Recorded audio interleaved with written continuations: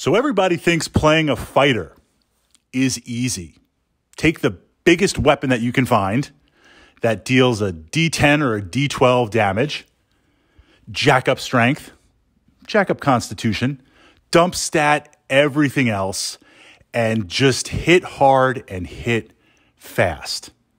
Now that works to a certain extent. That works in the early levels, but playing a fighter or a warrior-based class in Dungeons & Dragons, there are some interesting nuances.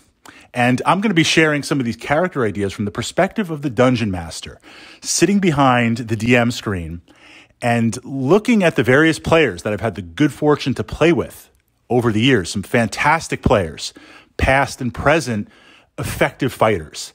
Fighters that gave me cause for pause, that behind that DM screen, I had to look and say, okay, based on the encounter, what I'm playing, what do I have? Because these fighters are beasts. They're very, very effective, and they're doing some very, very subtle things, more than just throwing lots and lots of dice at the problem and making the monster disappear.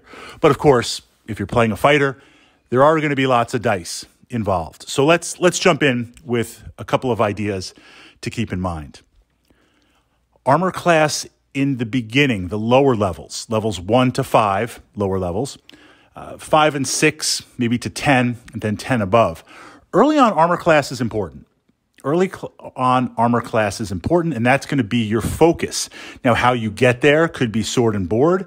It could be dexterity-based. It could be heavy armored-based. You need to get that number up. You're going to have a lower amount of hit points, and most of the lower challenge rating monsters that you fight, they are going to miss, because when you roll that D20, when the DM rolls that D20, it's going to be what? +1, +2 to the D20. You're going to have an armor class that can beat that.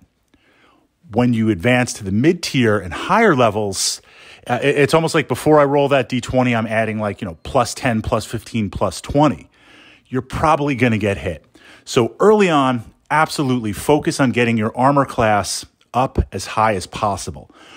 Right away, this is going to make you very, very effective as a fighter.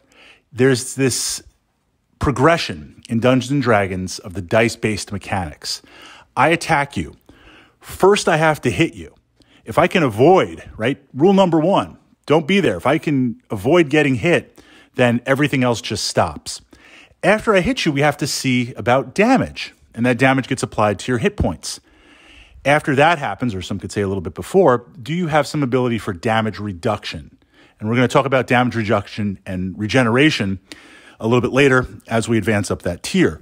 So just by having a high enough armor class, I'm going to miss a lot of those possibilities. That's what we want to focus on.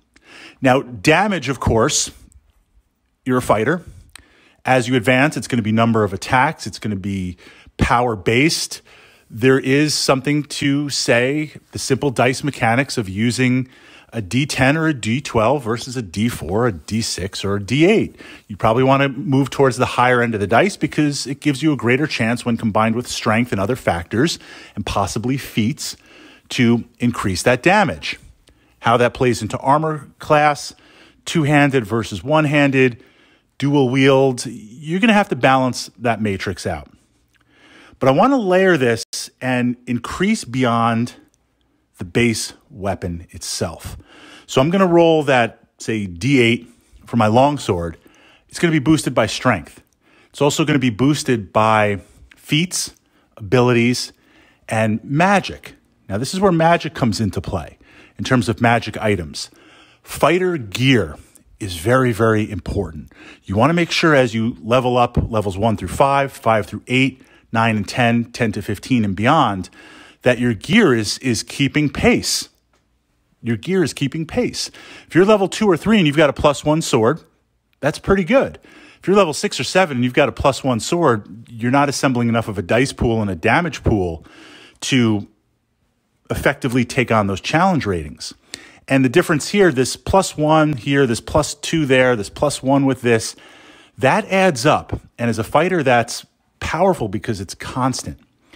If I hit you with a longsword for 1d8, I'm going to have a spread between 1 and 8. But with my damage bonuses based on magic or based on my strength, if I'm going to add +4 points of damage, plus the D8, that +4 is consistent. That +4 is constant. I can count on that +4. So those numbers you want to move up as you advance because you can always count on that happening. Dealing damage, making sure your gear switches and keeps up with it.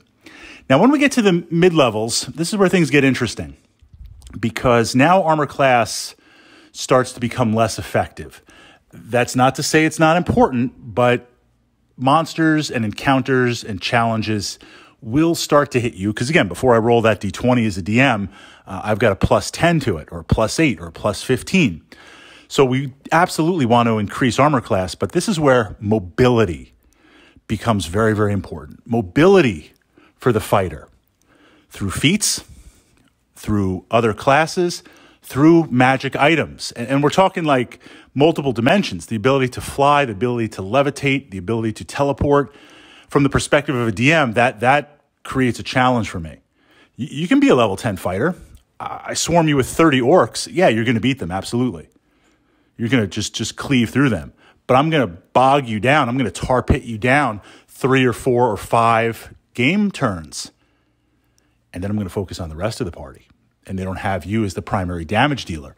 And if there's no secondary fighter or it's a smaller party and you're the only fighter, that's where things get interesting. So the ability to move, the ability to teleport, the ability to not get hit with paralysis or other mind-controlling effects, what are your answers for those? And this is especially important as the challenge ratings increase, where now you're going to be fighting monsters that have not only raw damage, but again, paralysis, level drain, mind effects, hold effects, looking at that and finding some way to prevent that other than immediately going to a saving throw, or at least boosting your saving throws.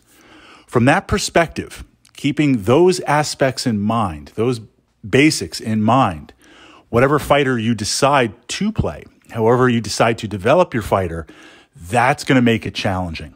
That's going to make it from the perspective of a DM where I have to take notice. I have to effectively deal with you. Because if not, you're going to be all over the encounters and they're not going to be as challenging as I want to make them to be.